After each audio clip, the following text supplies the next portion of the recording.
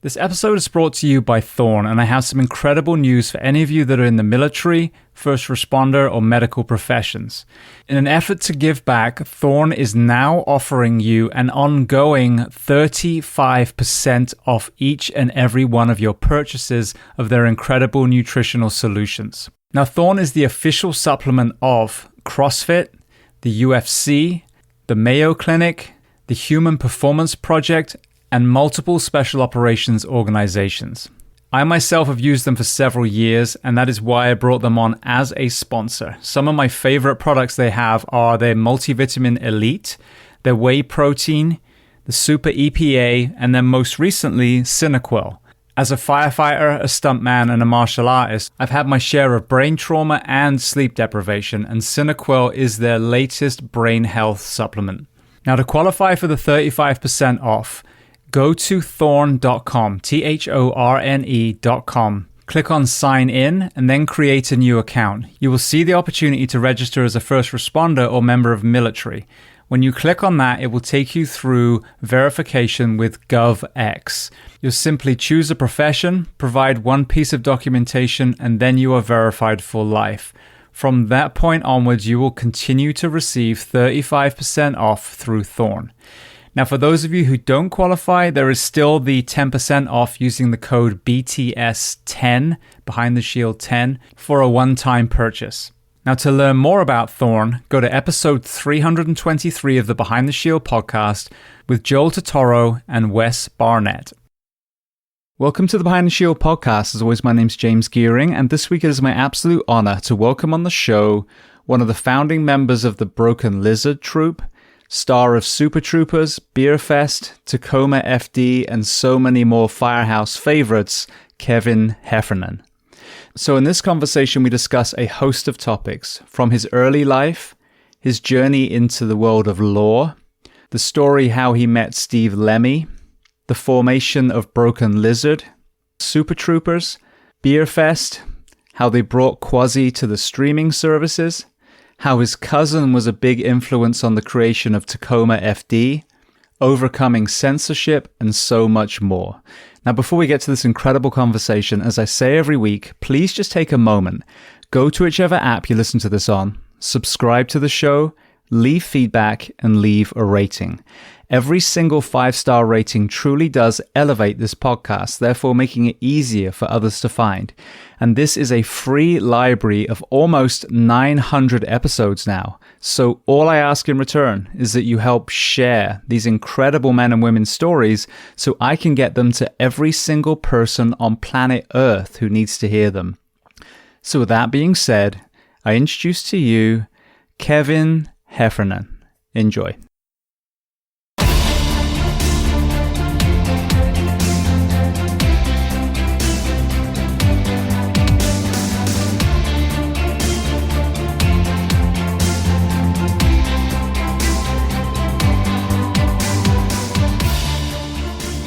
Well, Kevin, I want to start by saying, firstly, thank you to Eric Stolhansky, I just started on his name then, for connecting us and to welcome you onto the Behind the Shield podcast today.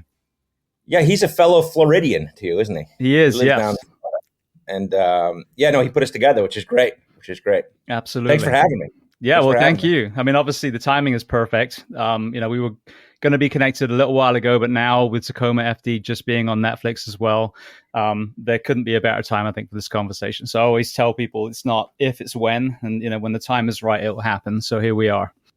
Yeah, no, I know it's been a good couple of weeks. We've been on the show's been on Netflix for a couple of weeks now, and a lot of people are finding it. So this is a good time to talk, man. 100%. All right. Well, very first question: where on planet Earth are we finding you today? I'm in Los Angeles. I live in Los Angeles, so I was just on the East Coast for the holidays, and I got out of there right ahead of the blizzards. So I made it back to sunny Los Angeles, thank goodness. So where about in LA are you living? I live out in the Valley. I live about a half an hour out of town, and it's nice because we shot our show out here, so it ended up being a good place for me to live, near the location of our show. So. Beautiful. I lived in Burbank for a while, and then Huntington Beach when I worked for Anaheim Fire. Okay, yeah, I'm on the other side in the Thousand Oaks area. Okay, gotcha. Yeah. Yeah. Beautiful. Well, I would love to start at the very beginning of your timeline so we can learn a little bit about your backstory. So tell me where you were born and tell me a little bit about your family dynamic, what your parents did, how many siblings. Okay. I grew up in Connecticut, West Haven, Connecticut, which is just west of New Haven, Connecticut. And I have two brothers and a sister. And my parents, my dad was a kind of a local lawyer. He was a lawyer for many years and a judge, actually. And so he was a judge for about 30 years in my hometown, 28 years.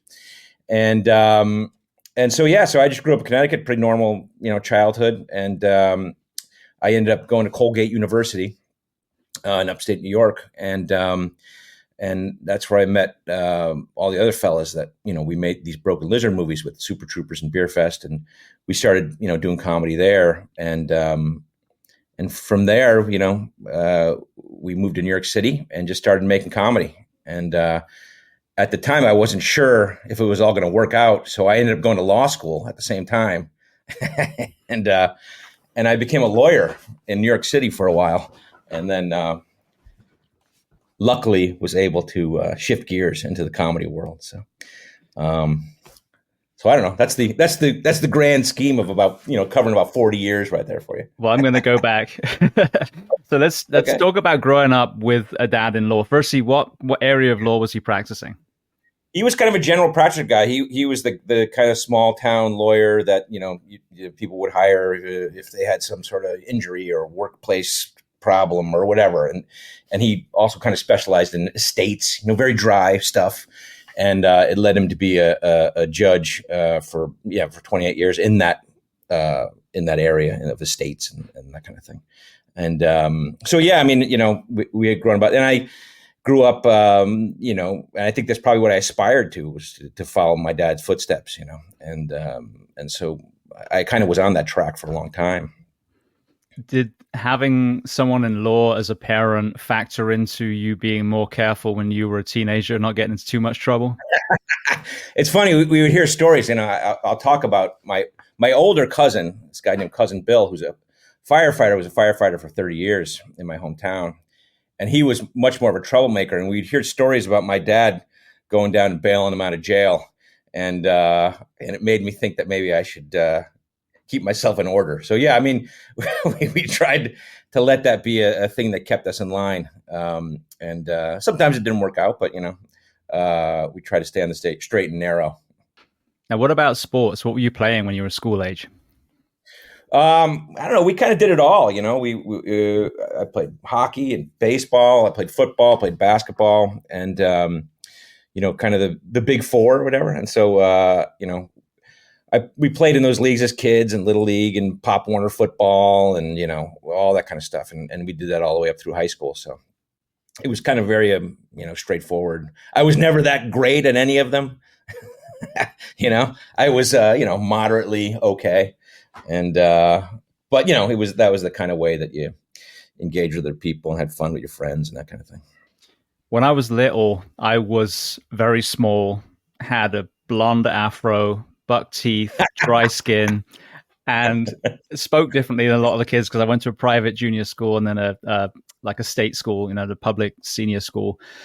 Yeah. And so was constantly having to be a bit of a chameleon, and definitely became a bit of a sniper when it came to saying funny shit. I wasn't the class clown or anything, but comedy became kind of an armor for me, I think, when I look back.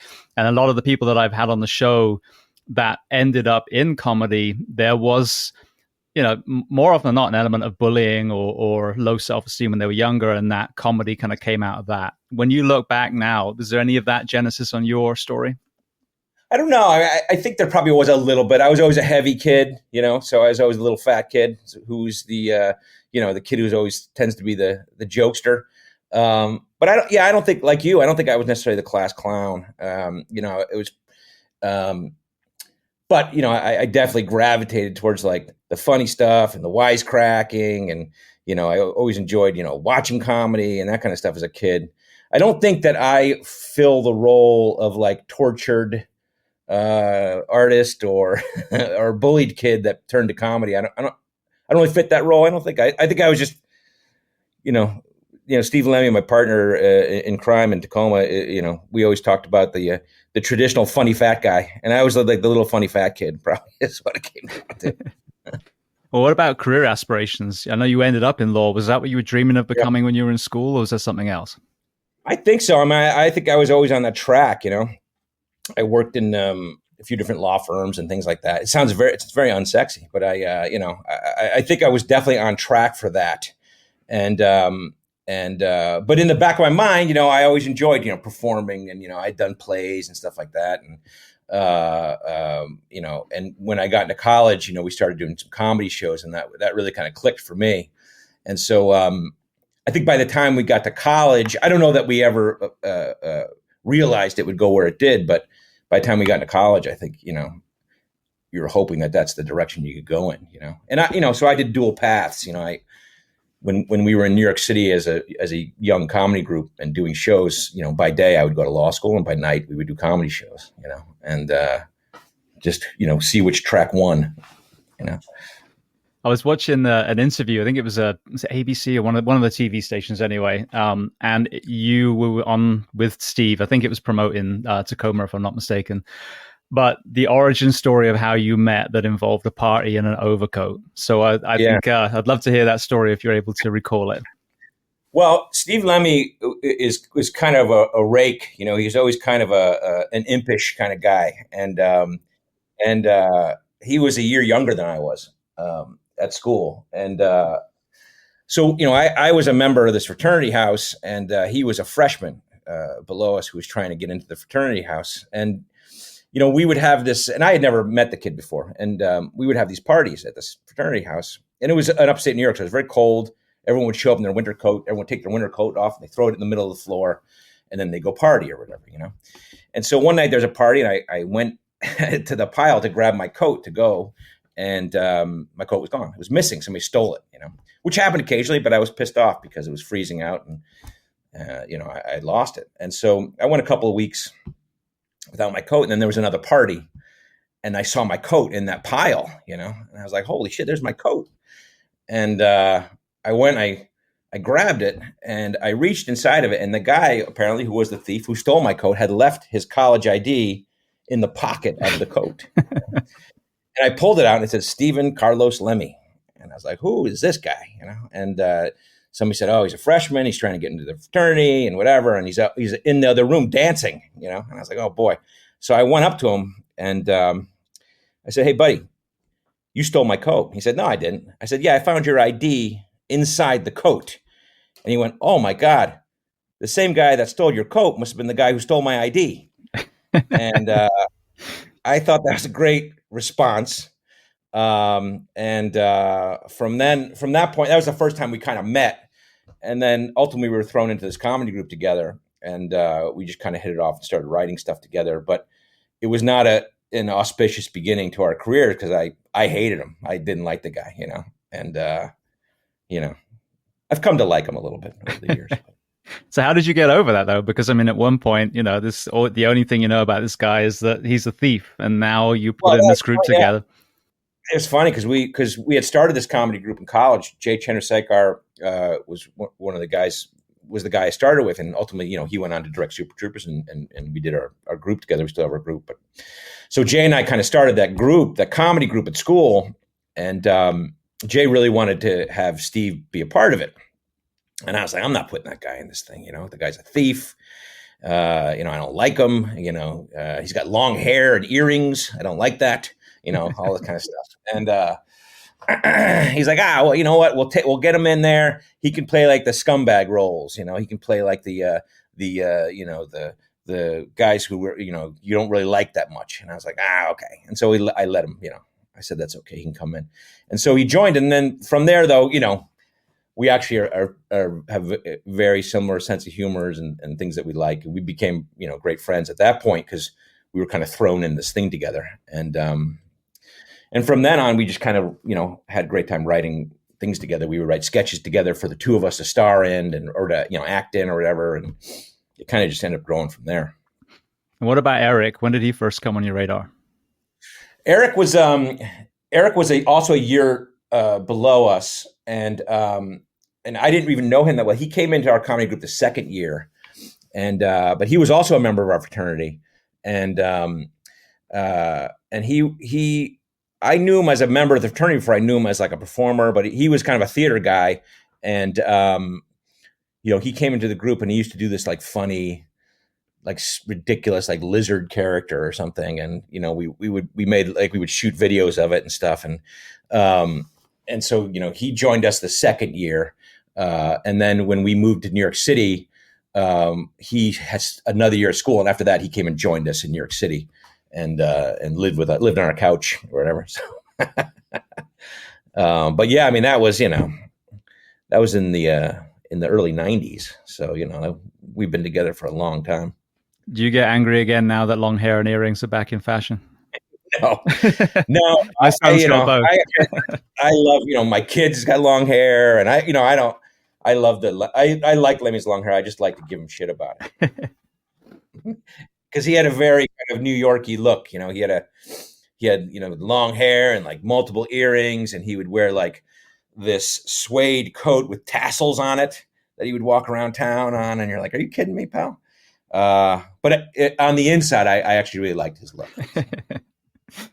So what about the kind of genesis of the style of comedy that you guys ended up creating? Because, I mean, I'm obviously grown up with Monty Python and some of these other more obscure comedians, and that's, embedded in British culture. But when it comes to the fire service, Super Troopers, Beerfest, some of these films that you ended up making were absolute firehouse favorites. And I'm sure you heard that many, many times. Yeah. So when you're surrounded by, the spectrum of comedy from the super cheesy, sex is like baseball stand-up comedian all the way through to the obscure, how did you guys find the area that you created? I think part of it was just this group dynamic that we had, and that, like, a lot of the goals at the time was to make each other laugh, and what it was to make each other laugh. And I think everyone drew on whatever they came from, I mean, I think, at the time, certainly, we grew up on, early SNL, and we grew up on, the John Landis movies, like the Blues Brothers, or those Lampoon movies, or Animal House and stuff like that. I think those were kind of the things that informed us. And a lot of it was like a group of people, a group of usually guys, together, having a good time, making each other laugh. And that was always something that we kind of focused on, I feel like. I mean, another kind of thing I think that we always kind of focused on in that vein was that idea of creating worlds where, or situations where the people who were watching, the audience, felt like they were a part of something, or that they wanted to belong to something. And, it was never, we were never a mean-spirited group. We were never, targeting people or whatever it was. It was more of like, let's create this environment where we're all going to have some laughs together, because that's what we're doing anyway, right? We're that group of college guys who are like, you guys are funny, you should make a movie. And then we actually did make a movie, And so I don't know, I think it was that kind of like good-natured camaraderie, and those are the kind of comedies we liked, and that's the kind of comedy we decided to make, What about naysayers? There's a lot of people that are very successful now, and they had to navigate so many people saying, you'll never, because, what was the resistance that you were getting from some of the other people in your arena? Well, I mean, I think you certainly get that from, to a certain extent, from parents and things like that, who think, maybe it's a little bit of folly, that you're heading down this road. And also it's just, it's a hard nut to crack, it's a hard business to get into. And once you get into it, it's a hard business to sustain and make a living at. So I think those were the kind of big naysayers were like, you guys will never get anywhere, And I think it was weird because, like, even from our youngest days, we had just enough success each time to keep us going to the next step and to keep us kind of persevering. And, I think that helped us overcome the naysayers, in that we had, a certain level of success, whether it was, hey, we got into this film festival, or, hey, we sold this movie, or we sold this TV idea, and we just kept rolling, So I think, we ran into the normal obstacles that everyone had, but, I think, I don't know if it was dumb or just persevering. We just kind of pushed our way through it all, I got a feeling that when you're told, "Oh, you'll never do that," you're probably on the right track. That means you're further Yeah, enough out of the comfort zone to challenge the way people think. absolutely. You're like, oh yeah, okay, fine. And again, it's also, we were so lucky to have a support group. You know what I mean? It's like so many people try to jump into this business and they're alone or whatever it is. We walked into this business with, four of our best friends that we've known for many, many years. And you always had that support group. If you couldn't get into someone's movie or you couldn't get into someone's whatever, you just made your own with the guys that you had. And that was always the mentality. So, what about the origin story for your first film being about troopers? Yeah. Well, I mean, that was kind of weird. We had made a film before that. It was called Puddle Cruiser, and we had sold it. We brought it to the Sundance Film Festival. It was a movie we made for about $200,000, and we shot it at our old college. And it was just kind of a college romantic comedy, and that was a little bit of the calling card. So we brought that to a few festivals. Went to the Sundance Film Festival back in '97 or '98, and it ended up, giving us a foothold. We met a lot of people, and so it made us feel like, hey, we could do this. And so let's make a big movie, or not a big movie, but like a real movie. And so we had been batting around a couple ideas, and at the same time, it was kind of, we were at that age where like you're in your 30s or your late 20s, and like all your buddies are getting married and you're going to all these weddings and stuff like that. Like I haven't been to a wedding in a long time, but there was a time where you'd hit like 5 in a summer, And I remember we would jump into Jay's car and we would drive around, 5 or 6 of us, and go to these weddings, and occasionally we would get pulled over by the cops. And we always thought it was hysterical where, these 5 kind of false bravado guys riding around in a car, cracking jokes and whatever. And then the moment that cop walks up to the car, it's yes, sir, no, sir. Your tail is between your legs, And we always thought that dynamic was really funny. And so we just started riffing and riffing on scenarios where that would be the case, where, if you're on the cop side of it, what power did you have? What ability did you have to fuck around with the guys on the other side? And, I think we just started writing almost like sketches, like what if they did this? What if they did this repeater game? And what if, the cops were trying to say meow all the time, whatever. We had all these ideas, and we just kind of started writing these scenes. And then we started stringing them together, with a plot. And I don't think any of us ever expected the success that would have or how it would resonate with people. But, it was basically a series of cop sketches. And I think the unique thing was we were on the side of the cops, and cops loved that. I mean, the whole kind of law enforcement community, guys in uniform loved that, the military guys, everybody, that you were showing that these guys were human and that they had, they had like to have fun and they were good natured people and that kind of stuff. And I think, that was probably the thing that resonated. And then it just kind of slowly took off. We made that movie. We didn't necessarily know what we were doing. We brought that to the Sundance Film Festival, and then we sold that there, and it was put in theaters, which to us was like, holy crap, what? And it just kind of took off from there. It was a little of a slow burn in the sense that, a lot of people didn't go to the theater and watch that movie. You watched that on DVD, and you watch that in your dorm room, and you watch that with your buddies, or you watch the guy, in the barracks, or you watch it in the, in the fire station or whatever it was. And then it just kind of grew from there,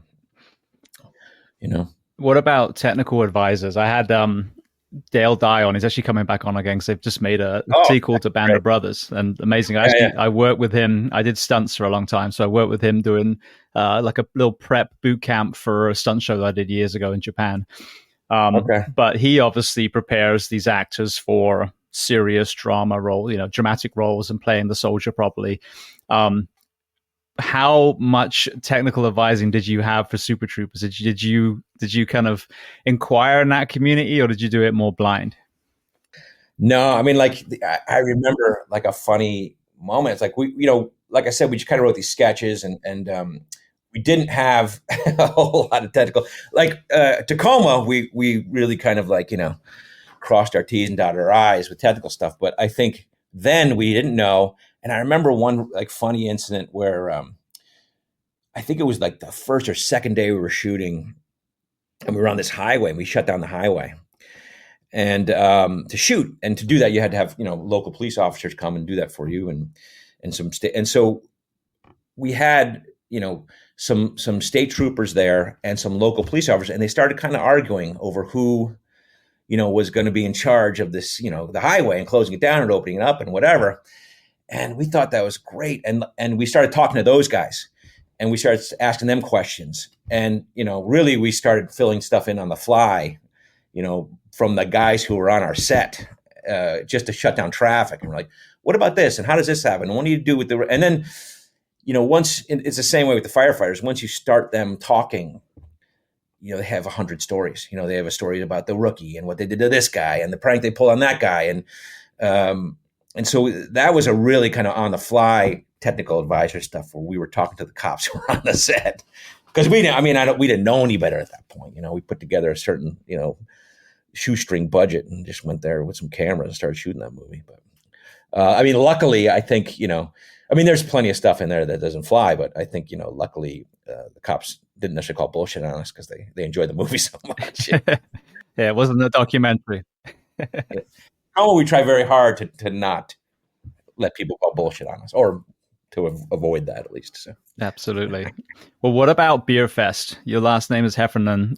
Do you have German ancestry? Was that somewhat of an inspiration for it, or was it completely detached? No, it's all Irish for me. Beerfest was. We came at it. We made a movie called Club Dread after Super Troopers, and it was a bomb. And I love that movie, but it failed. It flopped.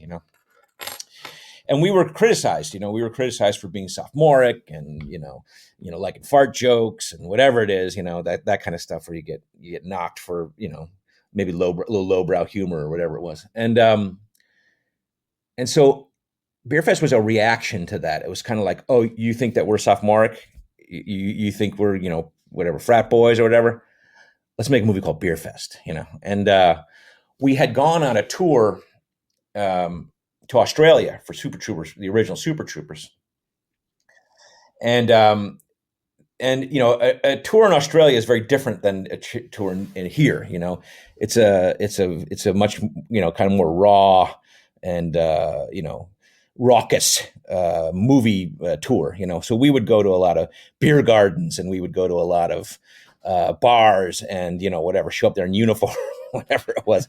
And I remember we were at a beer garden, and what they decided the promotion would be is that we would get up on stage, the five of us, and we'd chug beers against five local Australian guys. And so we're like, all right, let's do it, whatever. So they call us up on stage, and there were these five guys who were like at a bachelor party at this beer garden, in this big crowd outside garden, and they pull these five guys up on stage. And they said, all right, we're going to do a line chug against these guys, and it's going to be a boat race. It's going to be a race, And so we started the race, and the crowd went crazy. Like, it was like yelling anti-American shit.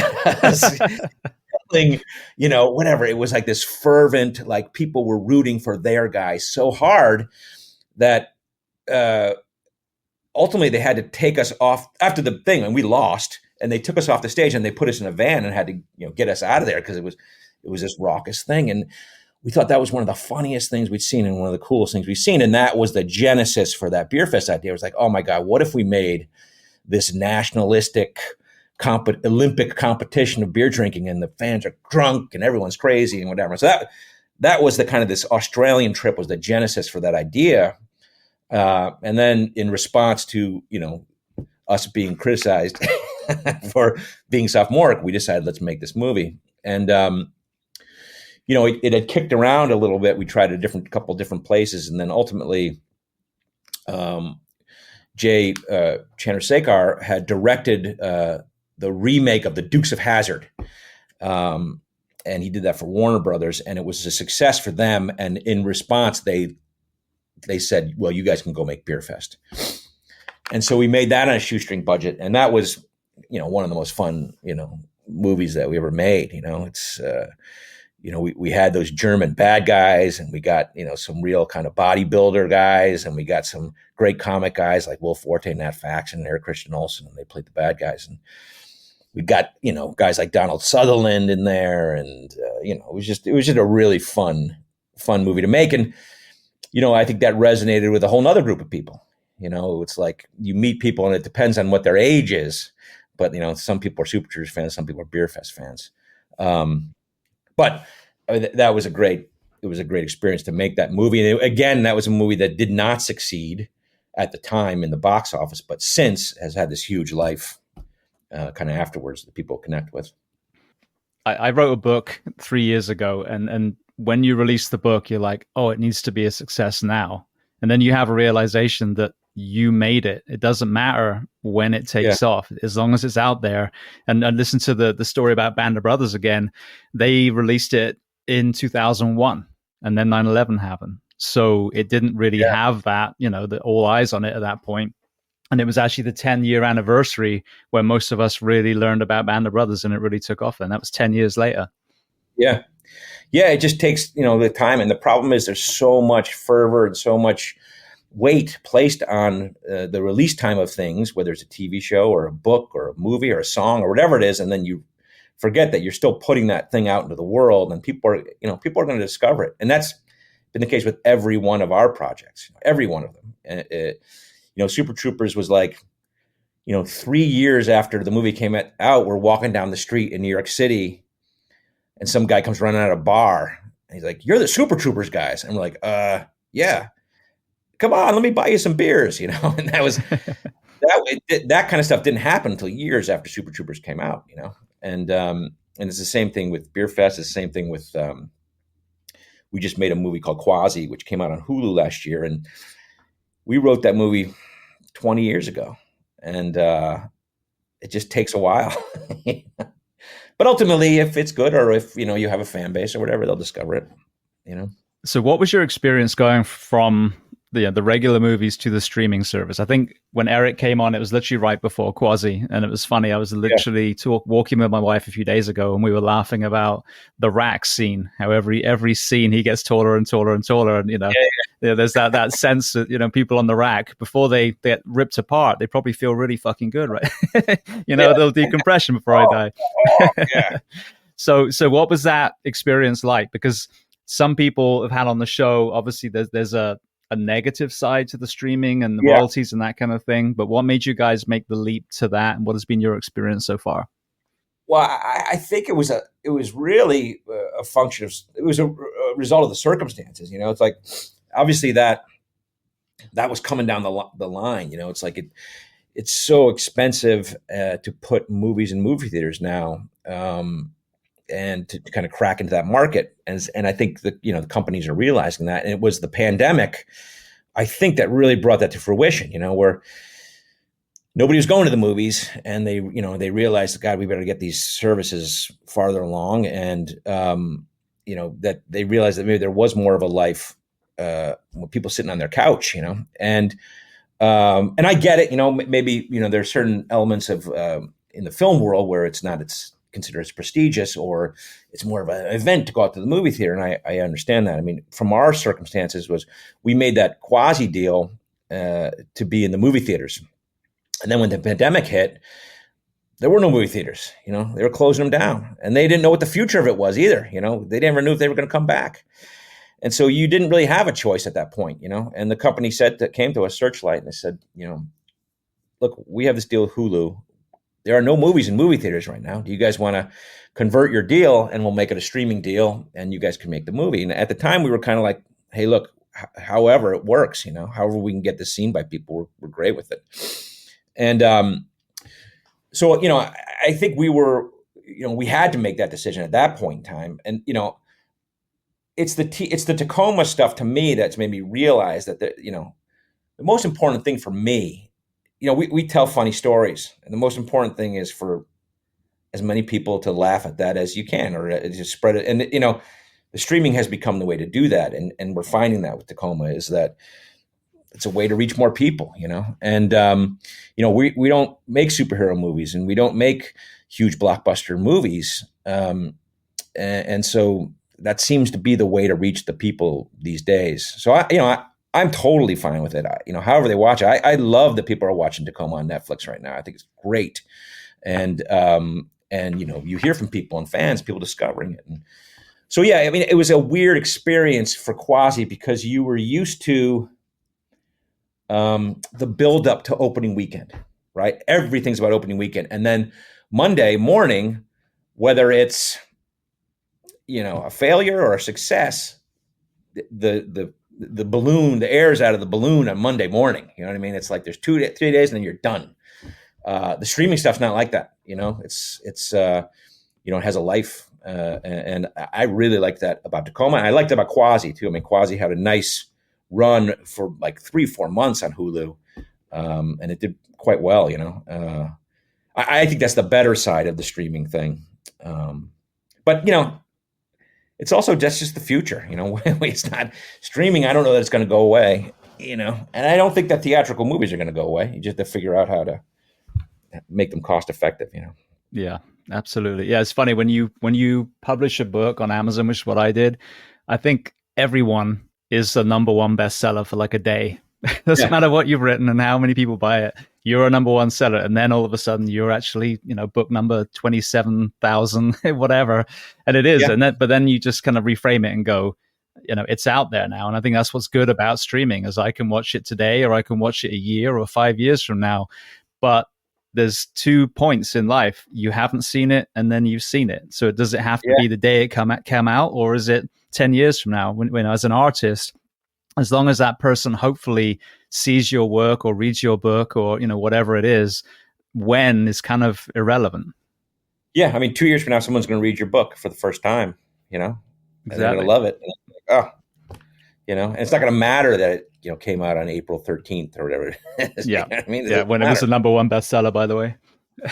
Yeah. And that's what TV has taught me. Because movies become so precious about building to a date and all that kind of business, and if you don't build that date, it's like somebody died. I remember getting calls, Monday morning after like Club Dread came out or whatever, and they're like, "We're so sorry," and like, "What?" Because we made this or whatever, and it's like, oh, and it was like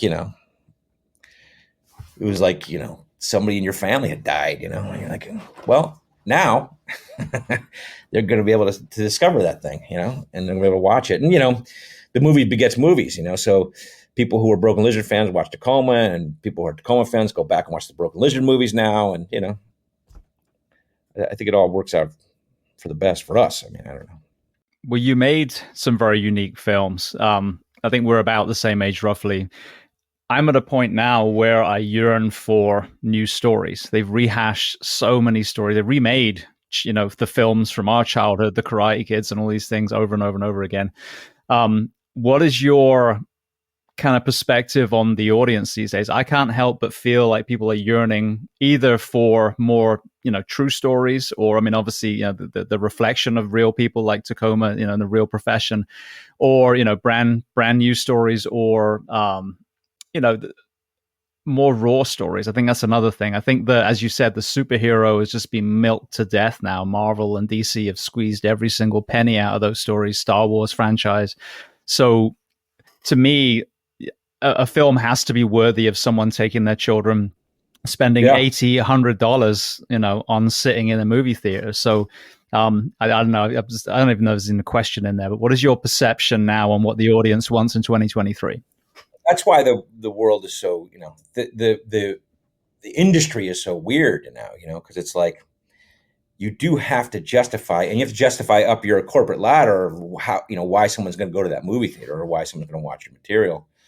And, that's why, we're in this stage right now, and it'll shift, I think, but they're in the stage now. It's that there has to be, and they told us this when we put, Super Troopers 2 out in the movie theaters. It was like going to the movie theater has to be an event now. It has to be an event, right? It has to be, hey, it's not just, hey, let's go catch this little film. It's like, we got to go see the new this, and we got to go see the movie that this person's in.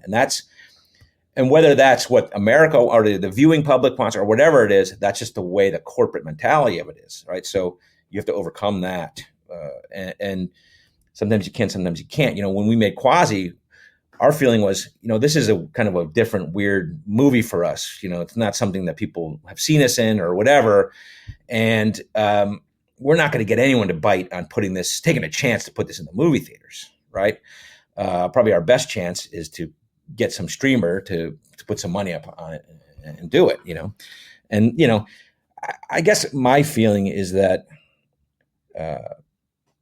I still go back to that thing that I said, that I think I think people want to be a part of something.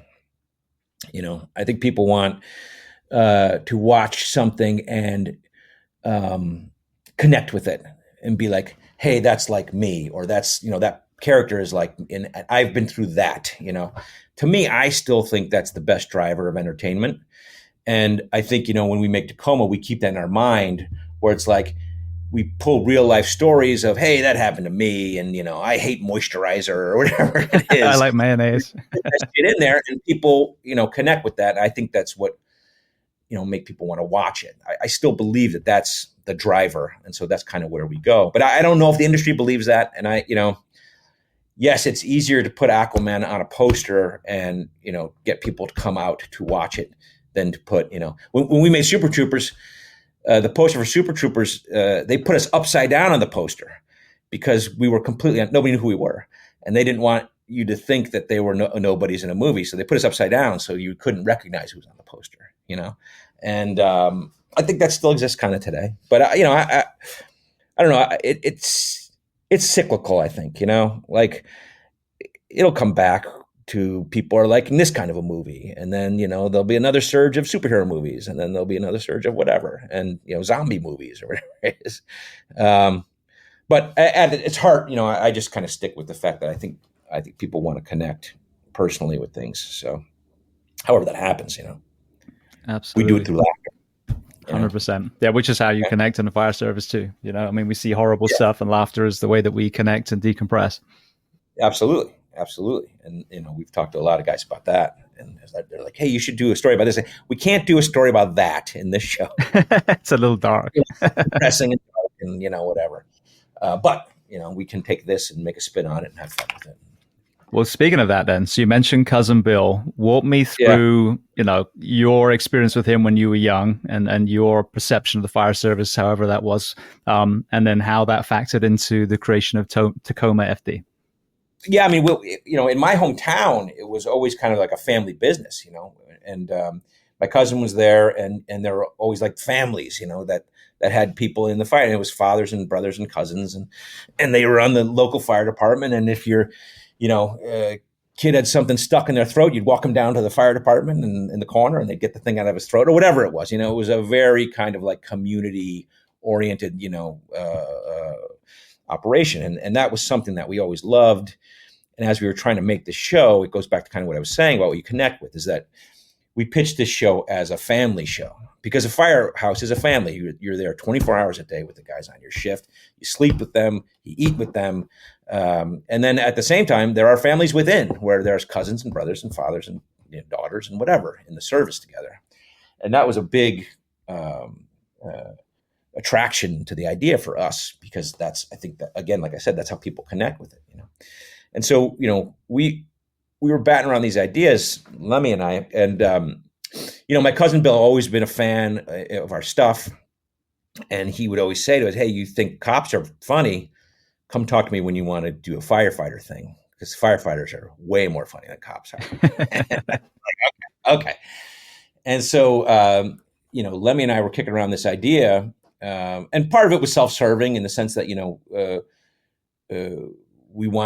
we'd spent many years, writing different TV shows and trying to get TV shows on the air. And it's a tough nut to crack. And we tried to do it for a long time. And we'd constantly come up with ideas about, what we could capitalize and what people like of us and whatever. And it's like, hey, people like our mustaches and people like us being in uniforms. And let's talk about a firefighter show.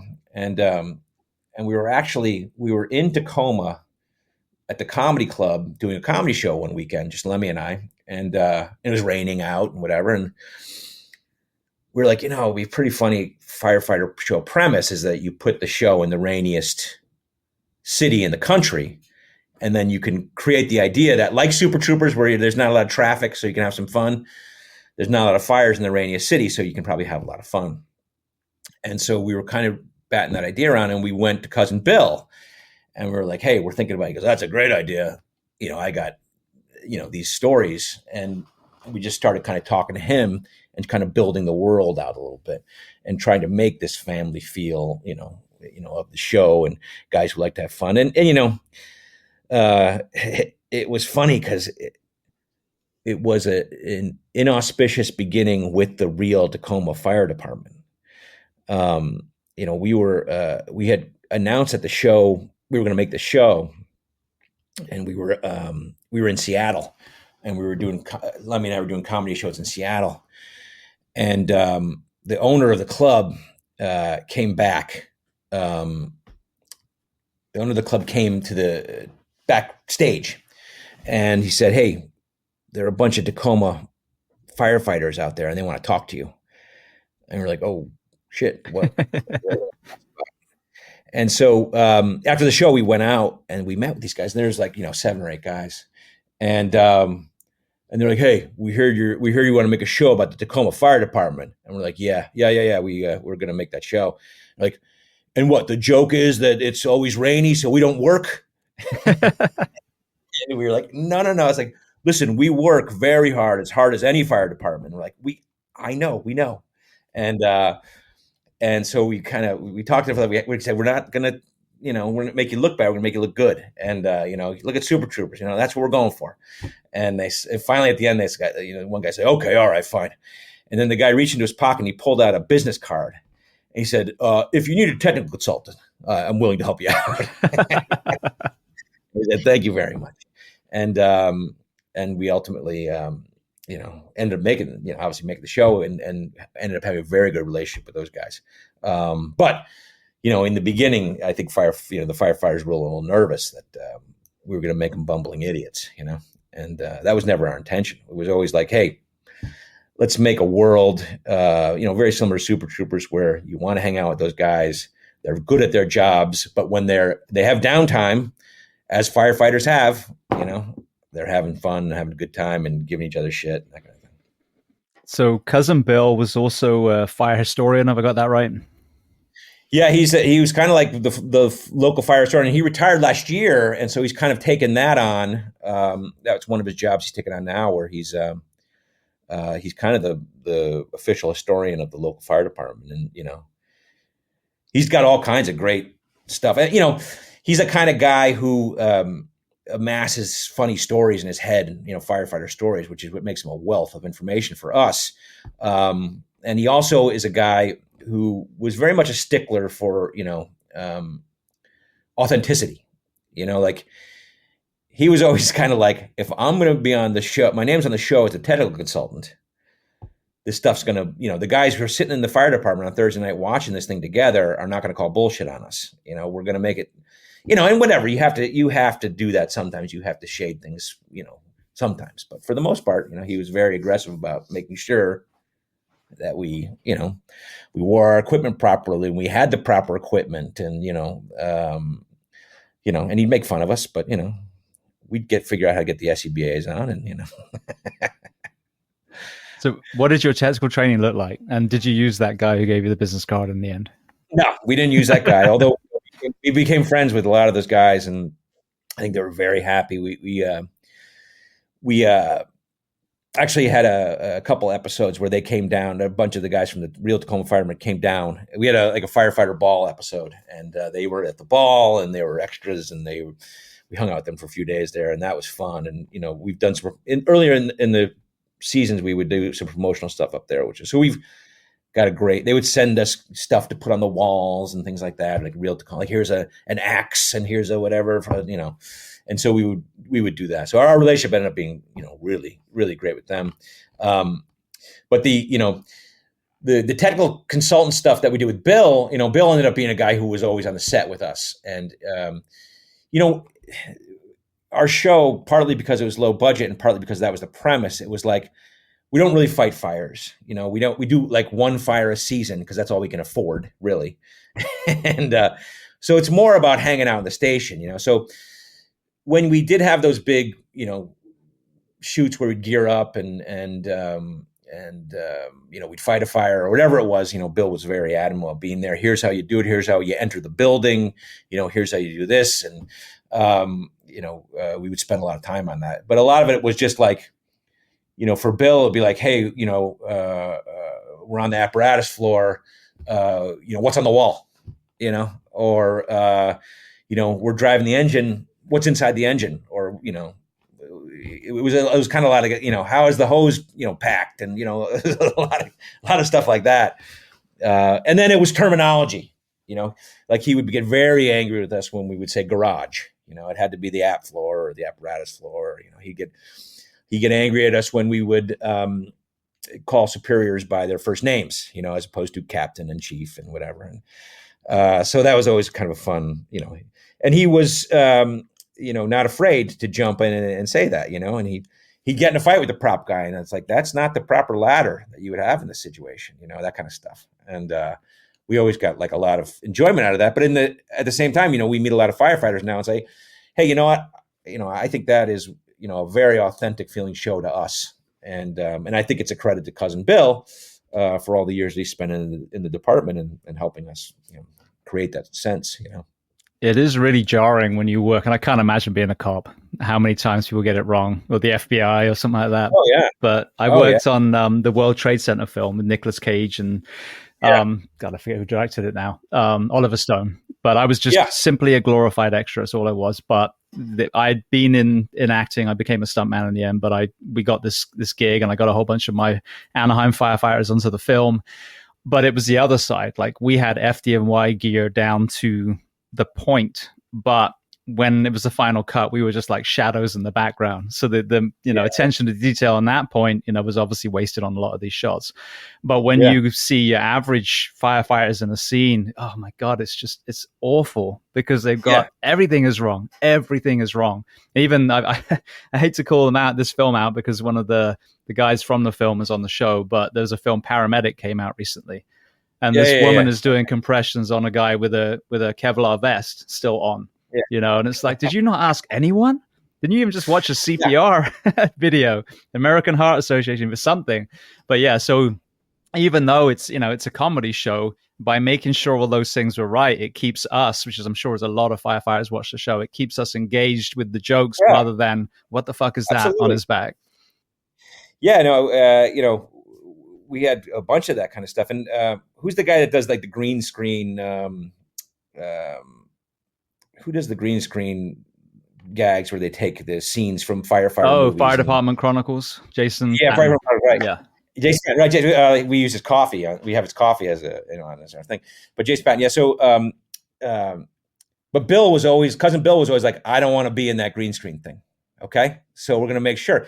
And then we would start making jokes about it, because there was one firefighter show where I can't remember what it was, but like, a guy gets hit by a meteor, and and they're trying to revive him, and the joke, you get hit by a meteor, you're dead. The thing's going to go through you, or whatever it is. And so we opened our last season scene with a guy getting hit by a meteor, but you find out it's a fake TV show, a firefighter TV show. But we started to joke about what the firefighter shows would do, and then try to kind of capture that in the thing. But luckily we don't, like I said, we don't have to get super technical, because we don't do a lot of calls and fires and that kind of stuff. It's just what feels authentic around the station, the way we talk to each other, and what populates our world, kind of a thing, And but the firefighters I talk to, they're like, that is, they love it, because that is how they feel their station is. You know what I mean? They're like, whatever. It's a heightened sense of comic, whatever. And there are some episodes of ours that are just get very silly, but for the most part, it's that sitting around, having your coffee and bragging on another guy, which is what a lot of it is, Absolutely. Well, it shows, the Proby jokes. The calendar episode was brilliant. The testicle popping episode was hilarious. So yeah, but it is all the things that we do. And again, the real dark side of what we do, and there's a huge amount of that firehouse humor, dark humor.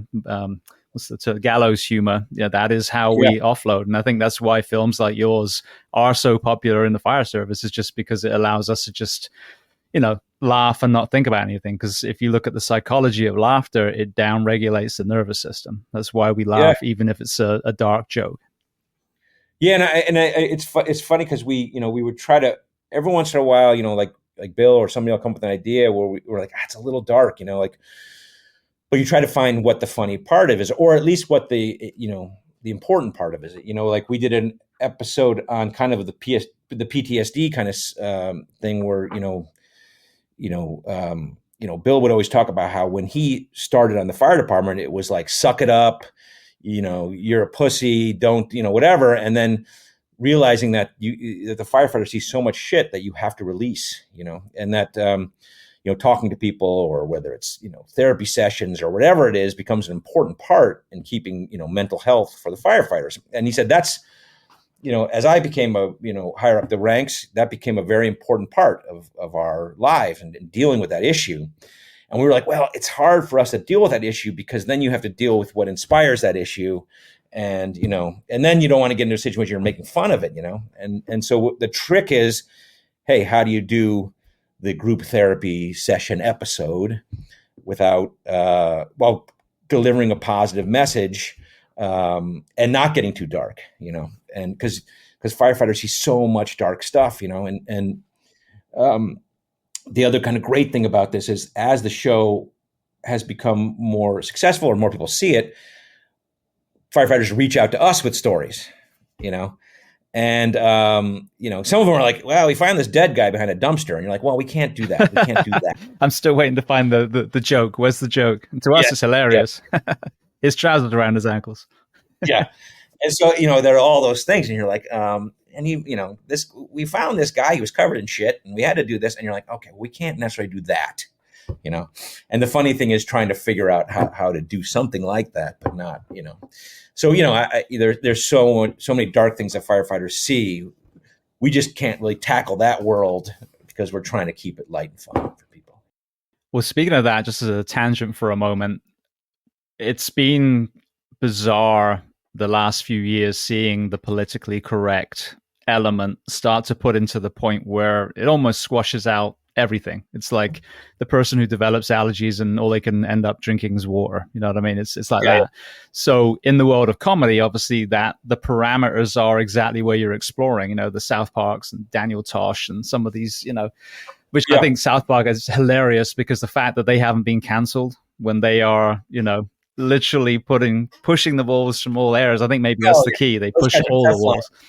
Teflon. Yeah, amazing. But so what about that? I mean, between the shows and the films and also your live comedy, has there been a resistance? Have you found the environment changing, or have you just stayed doing what you've done and it just keeps working?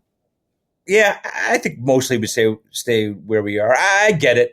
That people maybe feel that the room is shrinking a little bit or whatever. I don't know. I've always, and the guys that we work with here in Tacoma, it's always interesting to find how to get around those problems. I always find that to be the fun challenge. It's like, I think, there's definitely this feeling that, that maybe people maybe are oversensitive or whatever, but I feel like we've been able to navigate that and still find all the funny things. I think there's still plenty of funny out there. And I think there's still plenty of things that you can do. And so, I know there are a lot of writers and comics and whatever kind of wring their hands about, I'm being kind of restrained from doing what I want to do. And I guess I just never have felt that necessarily. And, maybe it is. Another thing I think about it is that if you are generally a good-natured person, you can get away with more. You know what I mean? Like if you are a firebrand and you are known for, throwing those bombs and whatever, people are going to focus on you. And when you do it, they're going to attack you. But like I said, our angle has always been, hey, we're nice guys and we're good guys. And if every once in a while you throw something out there that maybe is questionable in, whether, whatever it is, I think people give you some leeway or at least that's what I found for us. There are definitely some jokes that we have made, in stand up or whatever, like, oh boy, there's where we're getting canceled, It doesn't happen, and I think part of it is because we're not mean spirited guys. So maybe that's a good thing. I don't know. Maybe that's a lesson. Absolutely. I did the film, like I said, I did a TV show as well. Two TV shows on the History Channel portraying a pirate that looked like Brian May from Queen. And it was such a bizarre experience because it's so staccato. Like the big wig and I did, yeah, and terrible line, and add to the fact that I'm the world's worst actor as well, which is why I got into stunts. But then you do the live show, and that's what I did most of the stunts with, was live shows in Orlando and LA, Buena Park and all these areas. Right.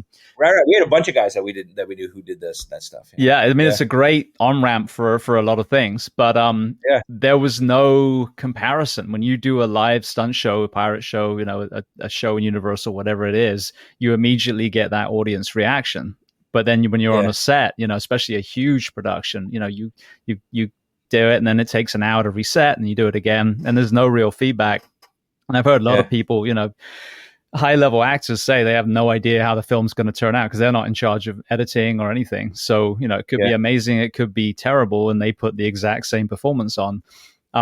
What is it that you love about the live stand-up compared to, what you're putting on screen? Well, I think that's the truth, is that, the immediate reaction, I mean, there's nothing like that, and it's like also the experimental kind of atmosphere to fix things. So like if I have 5 shows in a weekend, I'll try a joke out the first night, doesn't quite work. I can change it, see if it works, 8 hours later, 12 hours later. If it doesn't work, I can change it. I can, there are great things about being able to work that. You can't do that in the TV show. You have to do that through editing, or in the movie, you do it through editing. But the ability to do that live and to know, there are jokes that people laugh at. You have no reason why they're laughing. You have no understanding as to why they're laughing. It's like, did they laugh at that joke? Okay. And then you find those jokes that always work like that. And those are the great things about stand-up, is like when you hit those moments and that you have automatic reaction that you're going to get. It's much more of a crapshoot in TVs, and worse in movies. Like TV, at least you can throw a shitload of jokes at the wall. It's like, we've done this all the time. It's like, well, you know what? If that one doesn't hit, the next one will. And if that doesn't hit, then episode 2, 3, 4, 5, whatever. For a movie, it becomes very precious, and that's why you end up, test screening things and re-editing them and stuff like that. But that's the beauty of live comedy, is that you don't have to have that, And also, you can be much more topical, or much more, you can make fun of something that happened yesterday. A show like Tacoma will put like a topical joke in it, and then the world will not see it for a year, and then that joke's bullshit. It doesn't mean anything, and you can't. Live comedy is so much better than that. And so, I love live comedy, but I do definitely, I love making, part of it why I love making the TV shows and the movies is because I'm in all the steps. It's like you make a TV show, an actor, you shoot it a year ago and then you never see it. But for me, it's my life every day, right? So I'm in the edit room every day and I'm doing this, and this. And as the actor, you haven't thought about it in a year, but I have been with it the whole time, and I'm crafting it and figuring out how to make it work.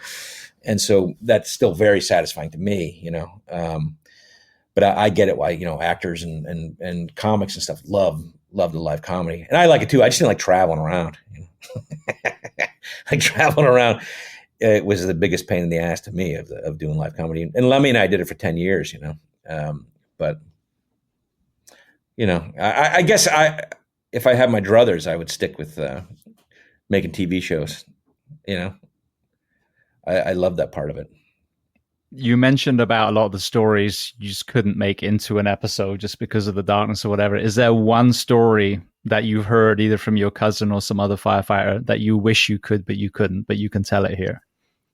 I don't know all the ins and outs of this story, but Cousin Bill he wanted us to make an episode about, I guess, an incident. I can't remember what parade it was. It might have been the St. Patrick's Day parade in Boston.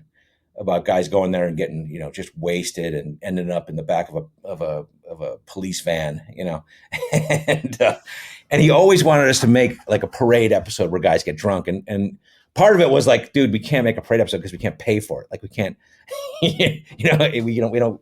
It's too big, But there was that thing. There were those kind of things, those kind of debaucherous kind of things, which we tried to kind of keep a little bit of a lid on. And then, I think the other stories were just the kind of much more traumatic stories, and it was like, the people that you found or the people that you deal with, or, a lot of their stories were about drug dependency or people, that kind of stuff, or people who were strung out on this or whatever. And it just, it just didn't fit in the world that we were trying to create, So it was more of that kind of stuff. But then there were just, there were, great stories that we heard that we would put in, it's like, I remember we were at a firefighter event in Austin and we were meeting with a bunch of guys, having a great time talking to guys and hearing stories. And one guy told us a story about when he was a rookie, and we've talked about the story before, so you may have heard it, but, and he was a probie, and he joined the shift, and all the guys had these tattoos. And this is the guy telling us this true story, and it happened to him. All these guys had these tattoos, these like goofy tattoos that were representative of their shift, like, I don't know, like a unicorn or whatever that was, I don't know. And they told the guy, hey, these are our shift tattoos. You have to go get this tattoo. And he was like, okay. And so he goes and he gets the tattoo. And he comes back and shows them the tattoo. And all the other guys wiped theirs off because they were temp tattoos. And they made the guy go get this real stupid-ass tattoo on his arm. And we were like, oh, my God, that's a hell of a prank. That's a thing. And so, boom, we wrote that into the episode. And had a great kind of little runner thing about that. And but those were the kind of those real stories which you get from these guys that are perfect, that fit so well, And Cousin Bill would tell us that these stories, it's like, I think we put it in either the first or maybe the third. I can't remember which episode we put it in. Maybe the third episode.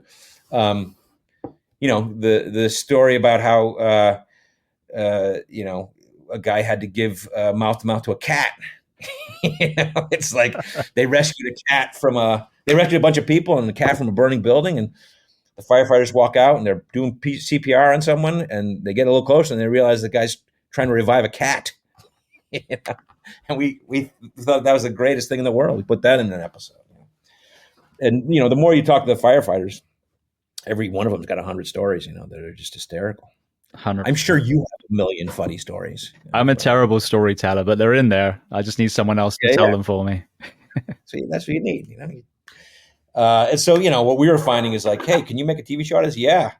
We got millions. We got a wealth of stories, and we still have a document that's like 40 pages long of stories that just are so funny to us, And every episode has one in them.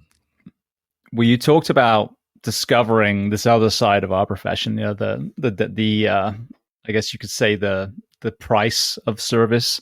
Were you aware of that through having your cousin being in that world, or was that something that started to kind of unfold as you started talking to more and more of our profession? Oh, it's definitely after the fact, after they unfold. I think I didn't realize, how prevalent and important it was to the community now in terms of, people's mental health and making sure that people are okay on the job and that kind of stuff. It's like, my cousin would tell stories about guys who committed suicide or guys who, just couldn't deal with it anymore. And, I don't think growing up you heard those stories. I don't think you heard that was the case. But I think now, in a good way, I think that those stories are out there now, so that people can, we're just actors. It's amazing to think that day in and day out, these guys see these things, and they see kind of the worst things, and whether it's mangled bodies in a car accident or whatever it is, it's like they see the worst underbelly of our world. And it's gonna mess with your head, and I think, I I definitely did not appreciate that until, cousin Bill kind of was bringing things to light for us and say, oh, here's what we do. And, here's how we deal with that. And we're trying to deal with that. And we're trying to counter the old school idea, or suck it up and, deal with it, that they're trying to counter that kind of mentality now, which I think is a great thing. I think it seems to me what's important. So, to us, it was like, let's not make fun of that. Let's not, let's support that and maybe put like a kind of a fun, or I don't know, if you can put a fun spin on something like that, then that's what you try to do, I guess, but I don't know, do you find, do you find that that's changed in your career, like over the course of your career, that the perception of that kind of stuff has changed? Yeah, no, it's literally, I would say only, I don't know if it's even 9 years ago that we really started talking about it.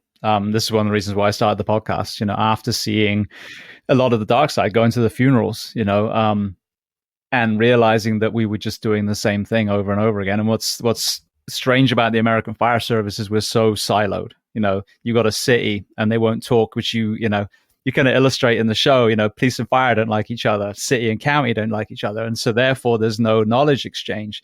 So everyone's kind of keeping themselves to themselves. Everyone's reinventing the wheel. But what I had, it was unusual, is I had a very gypsy view to the fire service. I started in the Miami area. I trained in Orlando, worked in Miami, then California for a few years, then Orange County, which is the county that Orlando's in, and then Reedy Creek, which protects Disney World, the last 5. So it's a very, 10,000 foot view on everything. But so, when my generation went in, and generations before, it was all about service and sacrifice and courage and fitness and all the things. But then as you get into this point and they're like, wow, people aren't doing well, we're so beat down and tired that a lot of times it's hard for us to even have that realization, because all we're thinking about is the next call, the next shift, my kid's birthday party, whatever it is. So really, when I transitioned out 5 years ago, just to do this, to really try and be the voice for this profession and networking with people from all over the world, you realize this is a global issue. The Australian firefighters, the British firefighters, they're all going through a lot of these.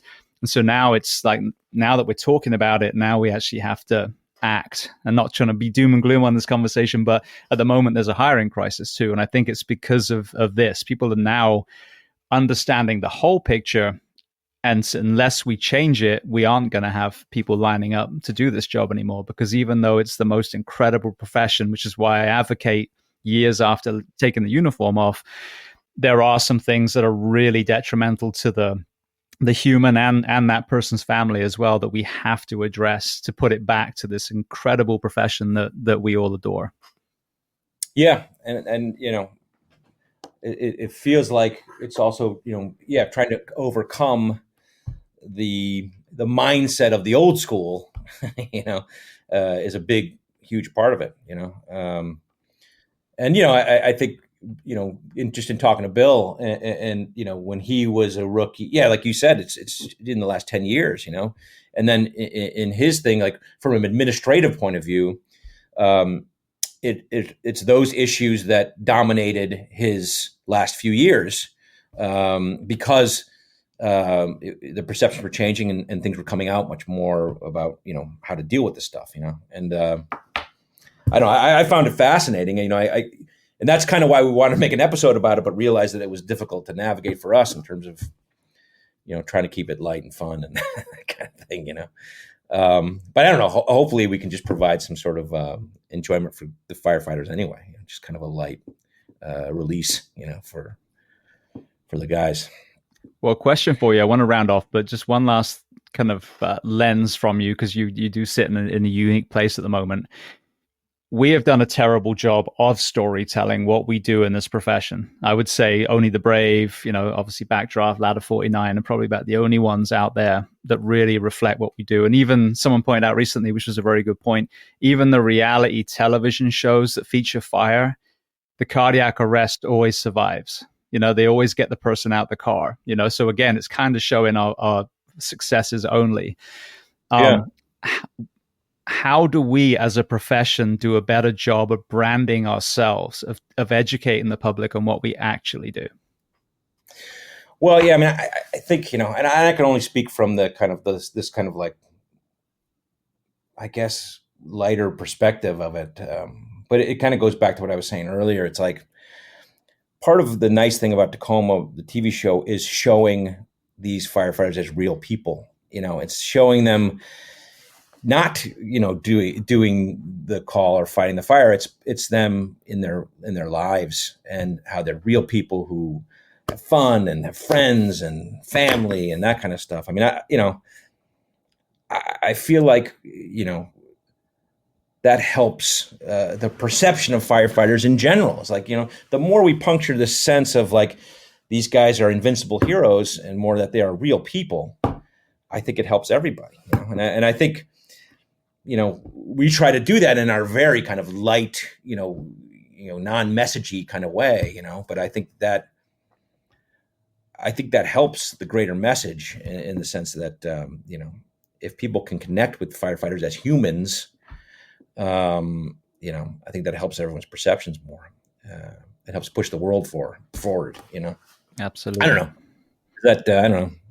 That's just kind of my perspective, I guess. Yeah. Well, I mean, I appreciate everyone's perspective. I have people that are in literally branding and business and, people entertainment. It doesn't matter. Just obviously the way we've been doing it isn't working very well. So I'm open to all suggestions, people that might experience. Don't you think that's changing? Don't you think it's like, it is progressing? Don't you think? I mean, it's better than it was. Don't you think? Yeah, we're starting to. I think as I live in an echo chamber, so I look around and go, oh, everyone gets it. And I forget that's because in the show, everyone's coming on because they've brought solutions. So, but I think as long as you start, it's the same as, to parallel it, it's the same with the division that we've seen forced upon the US from both sides the last 8 years.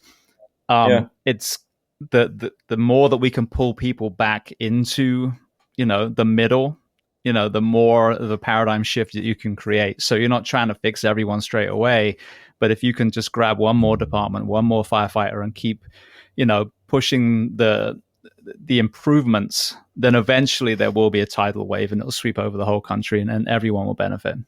Yeah, no, I think that's totally true. Is that the more you bring people who disagree or have opposing opinions or whatever together for, the communal good and I think that's a good thing. It's like, we've always joked about, for us, even our comedy is very purple in the sense that we have our red state fans and we have our blue state fans, and it's we have guys in uniform and we have stoners and we put them in the same room together and everyone has a big laugh, and I think that's a helpful thing, and I think it's probably the same thing for Tacoma. We have fans on all spectrum of the political view, but they all can watch this show and have a good laugh at it.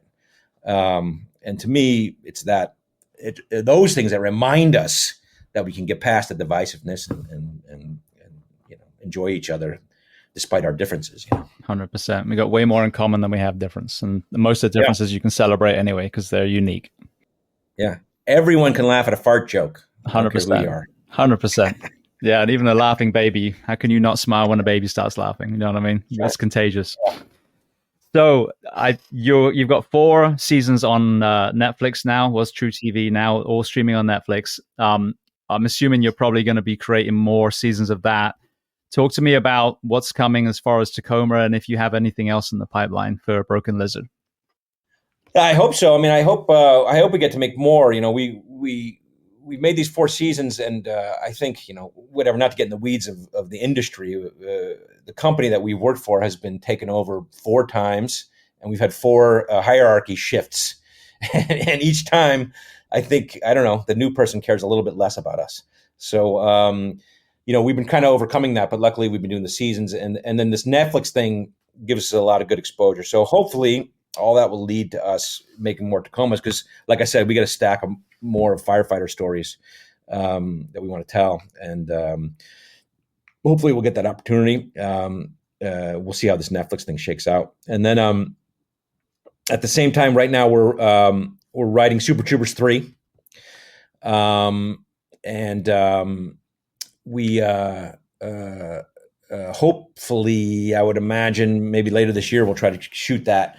It's weird because, for those who don't know, we're coming out of these strikes. The industry has been kind of had the legs chopped out of it by these strikes that happened last year, and we're just coming out of it in a few months. So it's a weird landscape where people are trying to figure out what's still alive, what's dead, what can happen, how we can move forward, how the world has changed.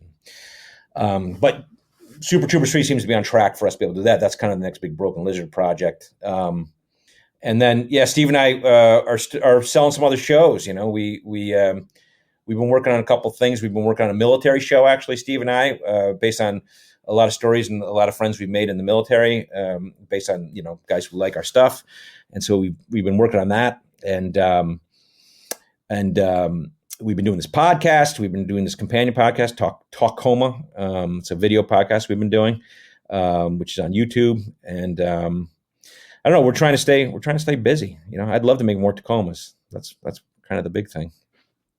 Now, the podcast Tacoma, you advise people watch an episode, then listen to the podcast? Yeah, I think so. Yeah, it's funny. Like what happened was a couple of years ago after we did season 2, it was COVID. It was the pandemic, and everything shut down. And our network, True TV and TBS, they had a lot of sports that they lost. They had basketball and they had March Madness, they had baseball, and all these things got lost. And so we were in some meeting with some executives, and they were kind of lamenting the fact they had nothing to put on the air. And we said, well, we've been thinking about this companion show called Tacoma, where we talk about the episode, and they kind of laughed at us like it was the dumbest thing in the world. And then about half an hour later, they called us up and said, were you guys serious about that? And we said, yeah, we were very serious. And they said, okay, let's do it. And so after season 2, we did a companion piece, like they do for like Walking Dead or whatever. And we put it right on after the episodes, and people loved it because it was like we would tell real stories. We would have we had Cousin Bill on. We would have all guests on, and they would talk about the firefighter stuff. We had we found out one of our fans was Stipe Miocic, the UFC champion, who's a firefighter in Ohio. We had him on, and it was a fun thing. And so we decided we would do it again at the end of the season, and then it got a little bit derailed by the strike. And so now we've got it back up and running again. So it's a thing that people kind of liked in the past, and we brought it back. So it's a video podcast that people can find on YouTube, and it's a lot of fun. We have guests, and it's a lot of me and Lemmy making fun of each other. Is what it comes down to. But so we got that, and then we got our movie Quasi, which is still on Hulu too. That's still kicking around on Hulu. If people haven't seen that, check that out. That's a little bit of a departure. It's a medieval period piece with a chiropractic twist to it. That's right. So we got a lot of stuff in the hopper. We're trying to stay busy. Brilliant. Well, I want to throw some quick closing questions at you before I let you go, if that's okay. Yeah. Okay. All right. First one. Is there a book or are there books that you love to recommend? It can be related to our discussion today or completely unrelated. Books that I love to recommend. Oh my gosh. I'm terrible. I'm terrible at reading. My daughters keep giving me books to read, and I've been trying to do a good job at that. But they read all these fantasy books now. But I try to get them to read the Stephen King books. I was always a big fan of those when I was a kid. And then we compare notes. They think all the books that I have read were outdated. There's better stuff these days. But I don't know. I just read a lot of scripts, man. Have you read his book On Writing? Because I read that right before I started my second one. I read it long ago. Yeah, I read it long ago. Yeah, but like that guy wakes up at like 5 a.m. and he writes like for 6 or 7 hours or whatever every single day. And I'm like, oh my God, if I could do that. Yeah, I can't. I would have 100 books published, Yeah, it took me, I don't know, a long 2 years to write my first one, and I'm think about the 1.5 year mark of writing my second. So clearly not Stephen King. I end up reading just biographies. My kids can't understand it. Like I just read biographies of people. Like I just finished a biography of John Bonham, the drummer for Led Zeppelin, called Beast, which was awesome. That's an amazing story. And my kids are like, what do you read biographies for? I was like, I don't know. Maybe because I'm old. I don't know. Yeah, they say truth is stranger than fiction a lot of times. So that's why I love this format. People's real lives are incredible. Oh, I know. That's what we say. It's like the stories that we get for firefighters, we couldn't possibly make them up. You know what I mean? The real things are just, you couldn't possibly make them up. Absolutely. Well, we've talked about obviously all the films that you guys have made. Are there films or documentaries that you love to recommend? Yeah, I mean, I love a good comedy movie. I love a good action movie, though. I'm always a good action movie guy. Like, Lemmy and I will joke about that. And you run through like the Schwarzenegger, and the Schwarzenegger resume. we like to have a good laugh about that. But I went to see. Look, I don't claim to be very sophisticated, but I went and saw Die Hard in the movie theater 2 weeks ago again, and God damn, I love that movie. So I'm a simple pleasure guy, I like a good action movie. Brilliant. What about guests? Is there a person that you recommend to come on this show to speak to the first responders, military, and associated professions of the world? Yeah, I mean, well, whatever. I know I've been talking about it a lot, but Cousin Bill is a guy who is a great guy to chat with. I mean, he has a zillion stories. He's got, a wealth of background in this world. I think, he's well versed in the issues, that firefighters face these days. He's also running for office right now. He's running for state representative in my town. Really? Yeah. So he's going to get a bigger voice. But he's a great guy, to chat with about these things, I think. And then, we had Stipe on. I don't know if you've ever met Stipe before, but he's such an amazing story. We had him on our podcast, and here's a guy who's the UFC heavyweight champion of the world, and yet he's, scrubbing toilets as a probie, in the fire department. He has great stories about, they made him wear his heavyweight belt while he scrubbed toilets. And I don't know, I just, the marrying of those two worlds was just great. And it inspired us to write an episode where Stipe comes to visit our station. And we shot that in the second season, or the third season. And that was a blast. He's a great guy to have on as a guest. Yeah, I've tried, sadly. There's a lot of these people. There's the person between you and them. I haven't had very much. I'm just going to leave it there. I haven't had very much. And it was like over a 3-year period this happened. So, Stipe, if you're listening, if you yourself want to come on, the invitation is there. But sadly, I tried. But yeah, sure. I mean, I'm a martial artist myself, so I watched him, go all the way up the ladder, and he's amazing. And I can see the video of him scrubbing the toilets and the humility it takes to be at an absolute pinnacle on one thing and have the humility to be a probie in another area where you're actually, service. I think he's phenomenal. So yeah, maybe one day. He's a great guy. He was just a charming, nice fellow. We had one incident where we were shooting a scene where he punches Gabe Hogan, who plays the firefighter Ike Crystal, and he punches him. And whatever, we had set it up so he wouldn't really punch him, it was a fake punch and whatever. And we're shooting the scene, and he goes to swing at Gabe, and he caught him.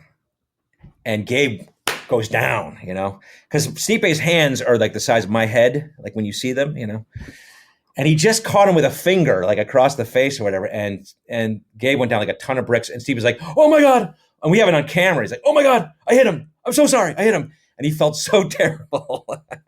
And Gabe was fine. But it was like this moment of like, oh my God, his life flashed in front of his eyes as Stipe's fist is coming at him and grazes his face, That was a great moment. And it was fun. It was fun to have Stipe on.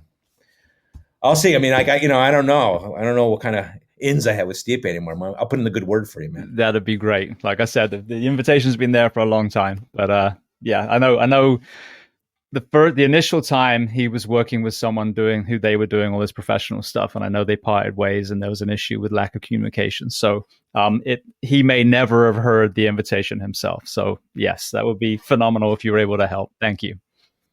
Okay. See what I can do. Brilliant. All right. Well, then the last question before we make sure everyone knows. Yeah. knows where to find you. What do you do to decompress when you're not, on stage and doing all these films and shows? It's funny. I've just had this argument with my kids. My kids are they range from like age 15 to 20 right now, and they've asked me that question because because I don't know, I just work, like over the last few days, like I work, like we went to the East Coast for the holidays, and they went skiing and stuff. And while they went skiing, I would sit in the lounge or whatever, or at home, and I would just be working and editing and whatever. So, but I don't know, I like to hang out with my family. That's probably the biggest thing.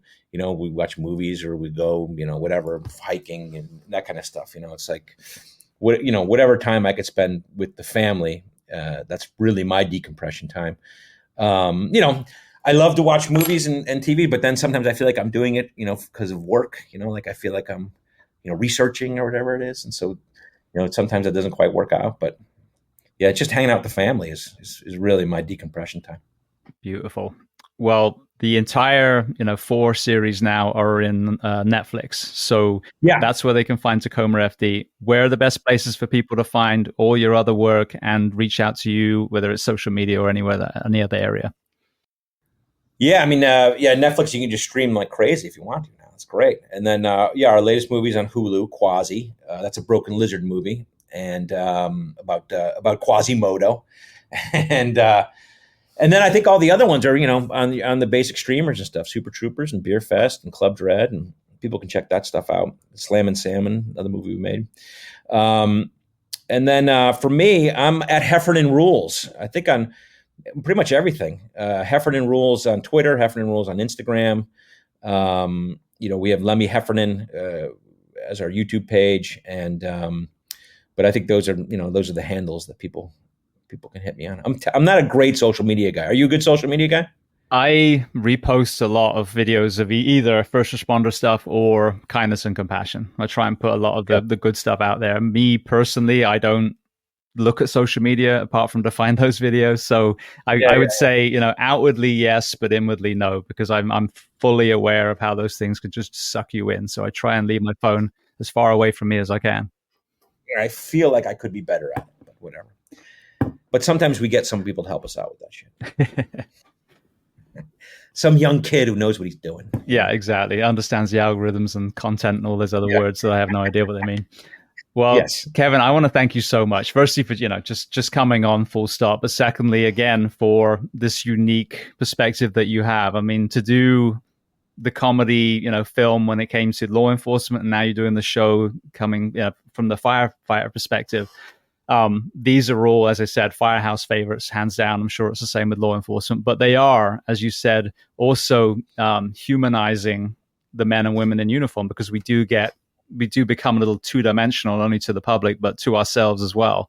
So I want to thank you so much, not only for your work and what you've done for our professions, but also for coming on the Behind the Shield podcast today. Thanks, Ben. I mean, that's great. And congratulations on, getting that message out. I think that's an important message that you're doing there. So, but thank you. I mean, we like to think of ourselves as court jesters. So, we just kind of try to make people laugh, so thanks for having me on.